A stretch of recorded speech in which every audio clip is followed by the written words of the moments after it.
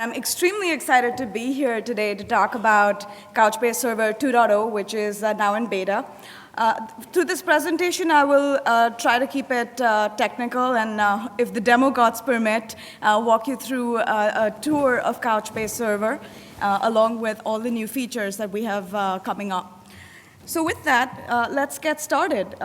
Couchbase Server is a distributed NoSQL database. It powers hundreds of interactive applications, and there's thousands of deployments at the moment with our current release itself. Our current release is version 181, which is a key value store, and it's used by the most popular travel websites to the most addictive social games. And we hope that version 2.0 will power even more applications because it really broadens the kind of applications that you can build with Couchbase. So what are some of the things that differentiate Couchbase from some of the other NoSQL databases out there? As Frank mentioned this morning, we really strive for a few key attributes that we try to incorporate in the design and the technology through all our features. First one being easy scalability. It's incredibly easy to set up a cluster. You have your application running online. There's no downtime needed. And with a single click of a button, you can add nodes or remove nodes from the cluster. In addition to that, we have consistent high performance with websites that have very high throughput and hundreds of millions of users. You need that high throughput, as well as the low latency in milliseconds and in some cases microseconds. And that's what you need to have an absolutely awesome user experience. And in addition to that, it's always on because you need, I think people never sleep these days with the internet or with the global clock going all around. And with features like online rebalance, online upgrades for database upgrades, software upgrades, hardware upgrades, your application is always on and there's no downtime.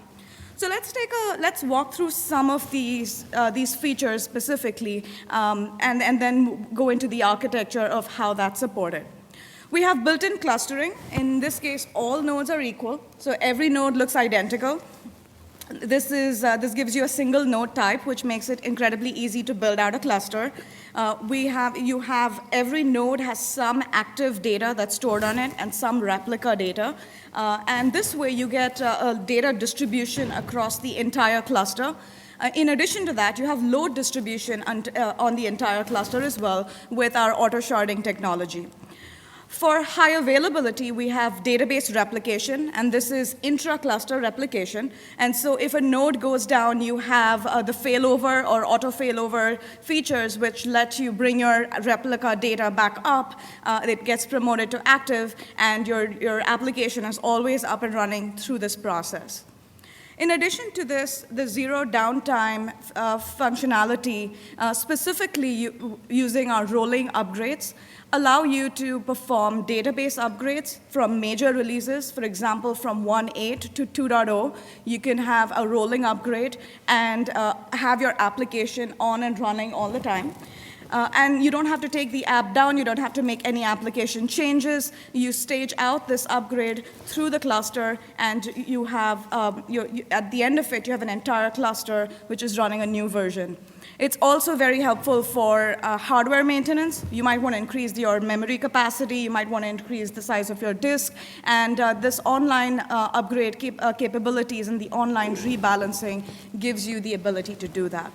You can clone to grow, and through the demo today, I hope to show how we can add multiple nodes to a cluster in real time while the application is running on the front end. And this allows you to scale out to 5 to 25 to hundreds of nodes if needed for that next viral application that you might be building. There's more to that. For the high performance, we have a built-in managed cache. It's completely Memcached compatible, and so if you have Memcached applications running right now, it's an easy transition to Couchbase because your API layer stays the same, and you can just transition your backend to Couchbase and use it as a primary data store. And so the same APIs, the gets and the set APIs, along with a lot more functionality, are a part of our SDKs. There's a bunch of other sessions where Chris, as well as Jasdeep, will go into more details about these APIs. And then finally, we have a great monitoring UI, an admin UI, and we'll take a look at it in a little bit. For SDKs, we have Java, .NET, PHP. Those tend to be the most popular ones. We also have a lot of community-supported SDKs that are out there. You can visit our websites to take a look at some of that. But what I'm most interested in talking about is version 2.0. And as I mentioned, with version 2.0, Couchbase gets transformed into a document database. And so with this comes a flexible data model. So here you see that you have a simple JSON document. I have my information in there. We're based out of Mountain View. And every document can look different, unlike a relational database where every record looks exactly the same. And so with the ability with this flexible data model, you can have changes on the fly that without changing your application, you can have changes to your data, maybe add some new attributes, maybe my Twitter handle gets added to it, maybe a couple of phone numbers get added to it. And so this gives you the ability to change your schemas without any kind of disruption to your application. Most of you would be familiar with how expensive an alter table statement is when running it on a relational database. And if you have hundreds of tables, it's typically a downtime when you have an alter table that's running. But with flexible data model, you can go beyond that, build your applications really quickly, iterate over those applications, and push out your changes significantly faster. So all this comes in 2.0, and let's see what else is in there. There's lots of features that we are extremely excited about.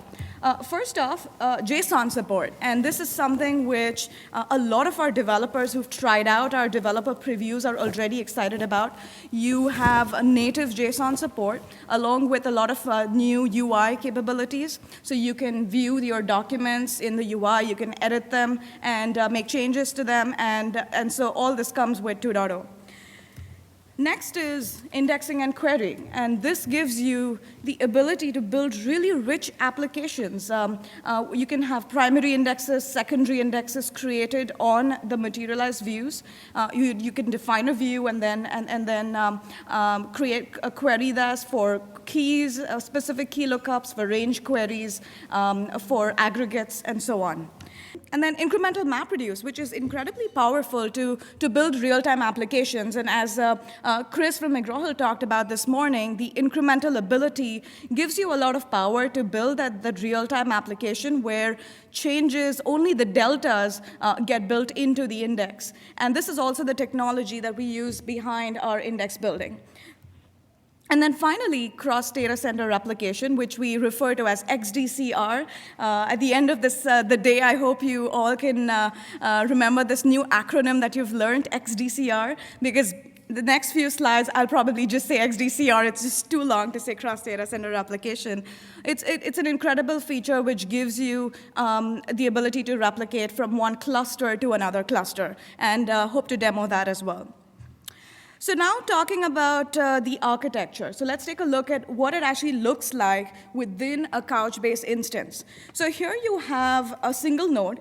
As I said earlier, every node looks identical. You have a data manager piece and a cluster manager piece. The data manager handles your reads, your writes, so the data that you're writing into the database, the data that you're reading out, as well as the query APIs. So your index building, your querying abilities, all that is managed by the data manager. And in addition to that, there's a couple of key components that I'll talk about in a minute. On the cluster manager side, this is what manages the health of the cluster. It makes sure that all the nodes are coordinated. There's a heartbeat that's running between them.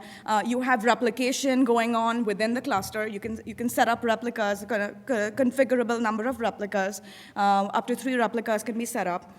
And it powers the UI. So the UI, all the statistics which are aggregated across the entire cluster, the drill down of statistics, all that is powered by the cluster manager. So when you look into it, you see that we have a managed cache, which is an object-level cache that lets you manage your working set, which is the active data that your application is working on. We have the eventually persistence engine, which then writes out the data that has come into RAM back down to the disk. And we have a completely new persistence layer in version 2.0, which is an append-only B tree. And so data gets written in at the end, which gives you the robustness and prevents data corruption with 2.0 with this append-only characteristics. So now that you've taken a look at what the architecture looks like, let's take a quick look at some of the basic operations. So you have a single node write, and let's forget the cluster for a minute, just look at a node. A document comes in, it gets written into the cache. At the same time, it gets replicated out to a node, the other nodes in the cluster. Let's say we have 1 replica, and also gets written into disk via the disk queue. And so that's actually how the asynchronous architecture works on every single node, so that you have the ability to handle peaks, peak throughputs, and heavy loads at the same time. Update looks very similar. A document comes in. It gets pushed out to the replication queue to other nodes, and also gets written back into disk. And now that you've written the information into the database, how do you get it back out? And again, it's a very simple API. It's a GET API where the document that you've stored gets back returned if it's in cache. If it's not in cache, it will be fetched from disk and returned back. Now let's take this to a cluster-wide level. And so here you have, let's go through some basic operations where you might have a 3-node cluster that's set up. You have application servers that are running, which include the Couchbase client library. And given the auto-sharding capabilities, the client knows exactly where that document lives, which virtual bucket or which shard it actually points to, and which shard that server, where it lives on. In this case, document 5 lives on server 1, and so all the clients will directly go to server 1 to get access to that content. Now, how do you add nodes in, and how does the topology changes work? So let's see in this cluster we add 2 more nodes, and I'm going to hopefully do this exact demo where we have 3-node server adding 2 nodes to the cluster. Data gets distributed across. It's evenly distributed now across the entire cluster, so now your throughput and your load gets distributed as well. Your cluster map, which manages your topology of the cluster, gets updated, and now the client knows that document 6 lives on server 5 and not really on server 3 anymore, and so it's going to go and grab it from server 5. So demo time. This is the part where keep your fingers crossed and hope that everything works out. Let's get this set up here. All right, so we use write scale, which lets us create instances on Amazon. I have a couple of clusters that are deployed right now. In this case, I have a load running, and you can see that we have. It's about 6,000 to 8,000 operations per second. There's plenty of information on our UI where you can see the different the mutations that are coming in. You have gets and sets that are coming in. You have other information about the number of shards in the system, and as well as plenty of other charts. There's probably like 80 to 100 metrics right here, which really help you in going into production and while you are in production. Let me show you the cluster overview. So the cluster overview gives you information about the RAM as well as disk. RAM is the bucket size is important because typically we recommend that you'll probably have more data than can fit in memory, and we recommend that your working set fits into the RAM. Here you see that I've had some load running on on this cluster for a little bit, as well as how many servers are a part of the cluster. So you have 3 active servers. The health looks good, no servers down, no failed over, and none of them pending rebalance. Now, next we go to the server nodes screen, and this gives you really what are the servers that are a part of the cluster. So here you see that I have a 3-node cluster. You can fail over in case a node goes down, which pushes the replica items to active. And in a minute, I'll add a couple of servers and rebalance the cluster while a front-end load. But before that, let me talk about the Couchbase buckets. Buckets, the concept of a bucket is similar to a database in the relational world. It's a logical entity where you store all your documents. You can have a mixture of documents that are part of this bucket. Here you see that I have one replica set up. And you can actually edit the bucket information. There's a couple of other things you can do here, but for now, everything looks good. And the next thing I'm going to move to is the charts, and that this is again where you see your metrics, and so you have your load running. The other you have at this point I have about 400,000 items. In this system, as well as the disk write queues, which I showed in the animation, which actually show how the data is being drained onto disk from memory. So with that, let's add a couple of servers here. So I have in my cheat sheet right here a couple of servers that I've set up, which are currently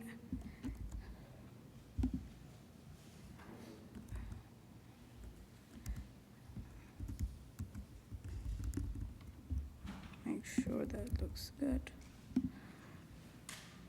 So I'm adding a server in. And here immediately you see that I have one server that's pending to be added into the system. Now, in addition to that, I want to add another server, but I haven't set it up yet. So let's see how easy it is to set up. So this is an AMI where I'm just going to hit next all the way and set it up. You can have different paths for your database and your indexes, as well as set up your bucket size. I'm just going to pick all the default values here. We have some sample buckets that you can load if you want to try it out, particularly with beta. And here I set up one replica, like with the other clusters. Hit next and add a username and password that's as easy as it is to remember. It saves it up. And here you see that this is now a single node server. And we'll add this back to the 3-node cluster as well. So let's get this added in.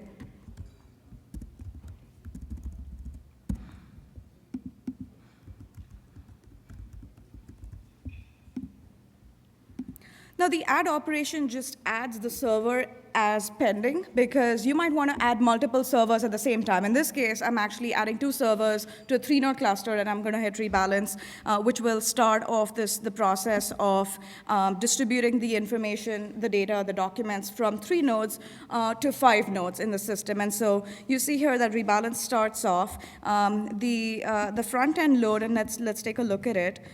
So this is the ops per second still going, and so your application is still up and running without any problems.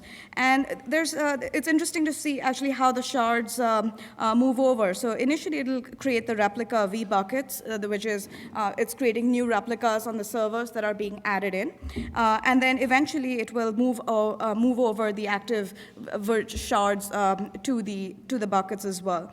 Now with this with the UI, you can actually drill down and see it at a server level. And so here you see that you have 5 nodes now in this cluster, and the shards are very, very smoothly being moved over from one to the other. You see the count is increasing, but there's always 1024 shards that are part of the cluster, and things are going smooth. So while it's being completed, let's just take a look at the ops per second again, and still going smoothly.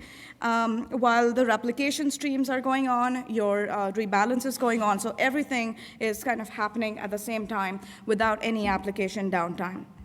And this, the server nodes screen gives you more information about how much is completed. And here you see that it's almost getting done with some of that about 100% and a few left there. It's all done. And so now you have a 5-node cluster where you have your bucket, which is your logical entity, is split across 5 physical nodes, in this case, Amazon instances.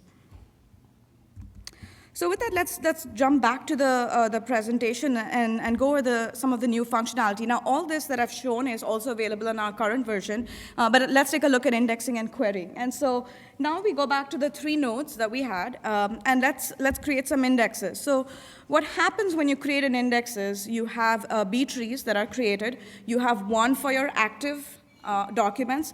You have the option of creating it for your replicas as well. And with this, now when a query comes in, the query can be sent to any node in the server. The server too, in this case, becomes a coordinator, sends out a request to the other nodes, and says, okay, give me back the filter, the results for this query. I want to send it back to the application. And so it comes back out, goes back up to the application. And that's how distributed indexing and querying works across the entire system. Next, let's take a look at cross-data center XDCR. I'm just going to call it XDCR. And so here you have a node. You have a cluster in, say, New York. You might have your existing user base, which is very populated on the East Coast. And so you have a New York data center already set up. In this case, I have active items in active documents in the memory, but you might also have replica items. And then the same items are also persisted on disk. Now we want to expand our operations and start off more activity on the West Coast. And so I set up a West Coast data center. And here in San Francisco, and I want to set up a replication across the 2. So cross-data center replication is at a bucket level, where from one bucket in one cluster, you can move data very, very easily to another bucket in another cluster. And so when you set this up, you have multiple streams of replication that are set up, and this is all configurable. But just to keep it simple, this is a unidirectional replication where New York to San Francisco is what I'm trying to do. Of course, you can have a bidirectional, which is both ways, San Francisco to New York and New York to San Francisco, or 2 unidirectional replications for 2 different buckets, if that's what you want for disaster recovery reasons. And so now when the documents come into RAM on the top, they will get persisted to disk, and XDCR is disk-based, and so now as the mutations come in and are written to disk, they will start getting propagated to the remote cluster. Keeping it simple here with just one-to-one, but every server talks to every other server on the other side, and it's topology aware. So all you need to do is point one cluster to the other, and you're done. And so while all these documents are moving in parallel, there's also conflict resolution that happens on the remote cluster. Make sure that a winner is picked in case there are updates to the same document that have been made. So with that, we also have a bunch of SDKs for you to use. As I mentioned earlier, Java, .NET, and PHP and Ruby are probably the most popular ones. But let's go back to the demo for the new features that we have. And so just setting up let's build the next big social game right here, where we have a few different entities. We have players, could be one of you. We have monsters, or horrible creatures, and the items or objects are things that players try to collect and get points on. And so players fight monsters. If they win, the monster drops down these objects that the players can collect, and the player then can pick up these items and actually own them. And so with this, this is pretty similar or like any of those social games out there. So let's play along here for a little bit. Let's take a look at the structure of the documents. So here you see that you have a player document. You have you might specify it using a JSON type, for example, and the name in this case is actually used as the player ID. So the player ID is a unique way of referencing this specific document. Similar to that, you have items, which are slightly smaller and also have an item ID. But here you see that they also have an owner ID. So once a player grabs hold of an item, the item will get updated with the player ID. In this case, Dale owns this item. And this is similar to how you can set up some sort of linkage between documents. Now remember that all these documents are stored in a single bucket. So they're all in just one bucket, and there's different multiple types of documents that you can store with different schemas. And then finally, the monster document is, it has its own ID as well. But let's bring on the game and let's go back to the screen right here, and let's set up some views. So as you see, we already have the 5 to 6,000 ops per second running on our cluster. Let's take a look. Let's take a quick look at some of the documents. So we have player objects, monster objects, and item objects. And let me just drill down into one of the documents and try to expand it in here. Here you see that this is of JSON type player. It has a name, it has the experience as well as the level of the user. And you can edit and delete or save this information back into the bucket. Now let's try to set up some and create some views. So we hit create development view, and we add in a name for the design document that we want to create. Let me use the players by level, because that's what we want to find out. We want to find out who's winning the game at the moment. Let me hit save, and then let me just go and grab from my cheat sheet here. Let me just quickly grab my map function that I want to create an index on. So now when I actually go into the view itself, you'll see that you have a sample document that you see on the top, along with the metadata for that document. And so the ID field here, for example, is the unique ID for this document within the bucket. The default map function that you see here points to this ID document. So this is how you can create a primary index on the bucket by emitting the meta.id attribute. But for now, let's actually just paste in this map function that we have, where we are looking at player documents only. And if the document is of type player, we actually want to capture the level of the document, as well as the actual level and the ID for that player, so that you can link back to the player document. So now let me hit save here, and let's take a look at the results. And when I hit the results button, you immediately see that you see a sorted index by level. And so you see Aaron is at level 1, Alexi is at level 1 as well, and so on. But it's very easy to immediately just click the descending button and refresh this view, and you'll get the descending, the sorted output for this development time set. The development time set is only based on a part of your data, and if you actually click on for the full cluster data set, that gives you the views built on the entire cluster. Now you might want to play around with the views a little bit, make sure that they're returning the correct results before you build your index across your entire data set, because in this case I have about 400,000 items, but you could have millions of items in your bucket.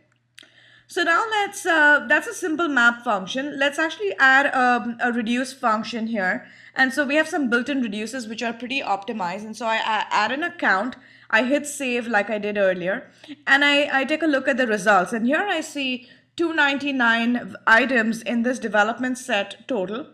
And now I can actually group by the levels that the players are on. And this is incredibly easy as well. We go into group level, and I select 2, and I say reduce is true, which is that we do want the reduce to be computed.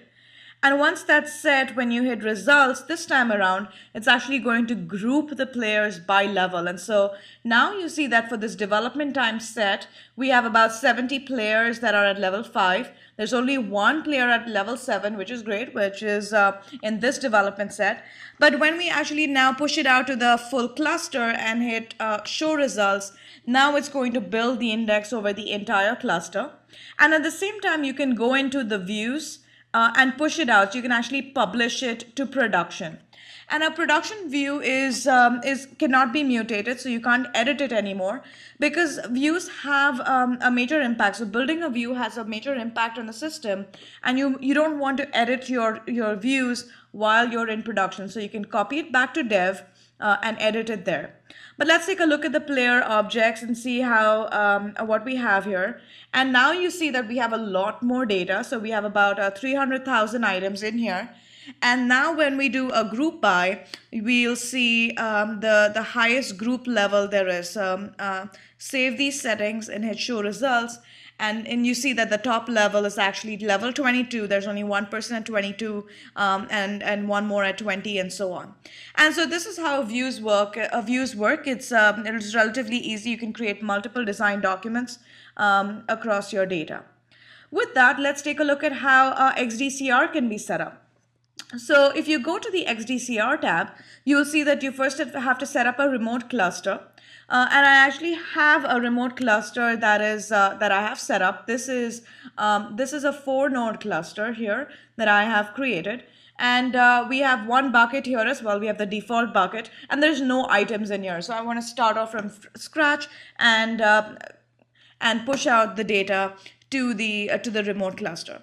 So let's get started with that. So all I need to do is copy any of the IP addresses for the node in the remote cluster, and to create this cluster reference, so I just call it the remote cluster, and add in the IP address, amazon.com, the username and password, and you're done. And so this creates a remote reference which can be used for multiple replications. So you can set up a replication for different buckets, and you can use the same reference.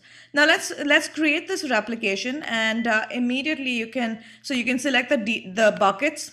And so here from this cluster, I want to replicate data that's in the default bucket to the remote cluster that we've set up. And I also want to use the default bucket on the remote cluster. I hit replicate, and immediately we'll see that data starts moving out from this cluster to the remote cluster. And we see it here with the XDCR replication queue that starts off around 400,000 items, and data is getting replicated across to the remote node. Let's take a look at how the remote node is doing. And now we have already have 150,000 items in here. We start off, you can see that the XDCR is running at a pretty high ops per second with 35 to 40,000 ops per second. The item count is steadily increasing over time. And we also have some additional incoming replication stats which show you how many sets and gets or deletes are happening at the moment. And so here, within a matter of minutes, you have replicated about 400,000 items, and it seems like we'll be almost done pretty soon. And the replication queue is already dropped down to 0, and at this point both the clusters are in sync, and they will start. The source will replicate any new mutations to the target cluster. So with that, I finish out my demos. Let's move on to what this would look in the real world. And this is a very simple demo across a few nodes. But in the real world, we have customers that need linear scalability, and we actually had a benchmark with Cisco and Solarflare, where we had physical hardware, and we saw incredible performance with very low latencies in microseconds to 250,000 operations per second on a single node, with a 4-node cluster doing more than 1 million operations. And we're incredibly excited about the opportunities that this gives our users to create and build applications. And with that, 2.0 beta is here. It's been a very exciting week for us. We released beta earlier this week. So go and try it out today. Go and download it. And we look forward to your feedback. With that, thank you very much.